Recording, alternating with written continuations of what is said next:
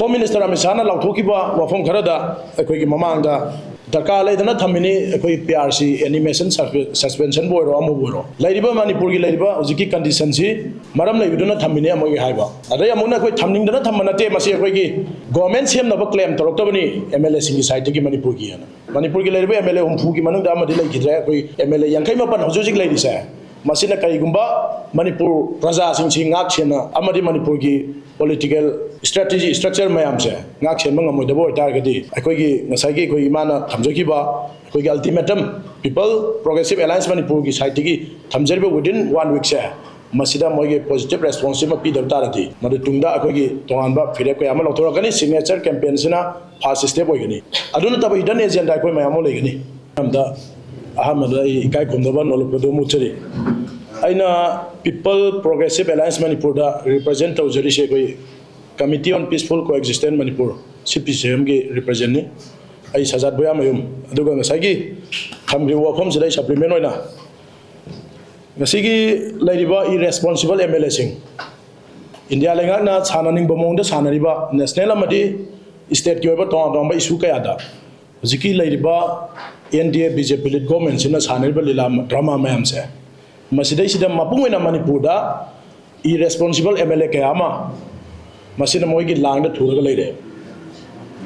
Home Minister Amisana Lautokiba, Wafon Karada, a quick Mamanga, Sarkar Ladana Tamini, a quick PRC, animation suspension board or Amuburo. Ladiba Manipurgi Ladiba, Uziki Kandisansi, Madam Laduna Tamina Mogi Haiba. Adayamuna quit Taming the Tamanate Masiaki. Government Siam of a claim to Octobani, MLS in his side to Manipurgian. Manipurgi Ladiba, MLA Umpuki Manungda Madila Kidra, MLA Yankama Panhozik ladies. Masina Karigumba, Manipur, Praza, Sing Action, Amadi Manipurgi, political strategy, structure Mayamse, Nakshan Mangamo, the boy targeted. Akogi, Nasaki, Koimana, Tamjokiba, Kogi ultimatum, people, Progressive Alliance Manipurgi, Saitiki, Tamzerba within 1 week. Masida Mogi, positive responsible Peter Tarati. Madutunda, Akogi, Toamba, Fireco Amalotogani, signature campaigns in a past step. I don't know if done is and I call my Amolegani. Masida Loroka Firep, Kudimak, Ladybug Prazapunamona, Koi, Mateng Pambio, because Hozo Pinabio, I welcome Sema. Tamzagel Wenana, Kogi, Ladybug, Kaguma Siamangam, the Targadi, Assembly dissolved over give you that. I do the next election of Torokan, I did Manipur Napungam Drava, Praza Napungam Roida MLS in the dissolved Torakanda. I know Bangapungam with elected representative Kayama Shema supplement on an Ambrate Tamzage, Lona Uziki, burning issue in a national Gona.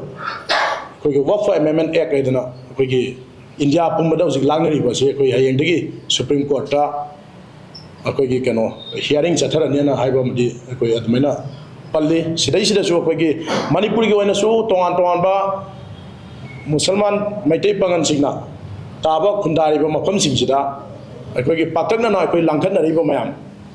Sigi opposed away, Masiki against the Lankan River Mam, sir. Masiki Puna Saminariba, People, Progressive Alliance Manipurgi, Tomana Saminariba, a member organization Mamse. Masipumina Kanda, Zalbizatiki, Nataga political party, Toan Kenabam Tamdana, Masiki Manipurgoiba, Apunba, a quickie Yoga, Sanchilakani, I go home, sir. Siamus Quickie, Asigi, Asigumba Quickie, Mifamasina. Whatever she loner, Matunda had a quicking a sigi, press media, Kutanga, Miam the Kalanza. Ching is out a quick dear, quick and order, community cannibalism. MLA young came up and Haisa, young came up and Haisida, Chingi Tampaki Loniare, Mayam Sikudima Luna, any form of situation that way in treat or hide by MLA Sing number one. Yang came up with the Tara, some side. Some side lady by MLA Hypose. A quickie, Midianga, a quickie PPA, Manipurgi, Makeda, a swam Nataka swam Hyper cannibalism. Madam, how do Manipur say Manipur in a quickie, a punbo in a lady upon Hariba? I don't know as I get MLA Taras on the Kaidway, Kajilan, Togi, I could Wafon Kendalate. I don't know Marmorican, I could equate to Manana, Lady by MLA and came up and said, Masigi, Subsabis, the Namarokanda, government, immediate a quick government form Tonava, Madugi, Tawuk Toromdoma, Kontangoma, Pakapiro, Manipurgi, Tangula, Santi Leva, Dumbo Munda, Hanselana, Kodimak, Prazamadi, government, Puna Kusana, 1 minute say,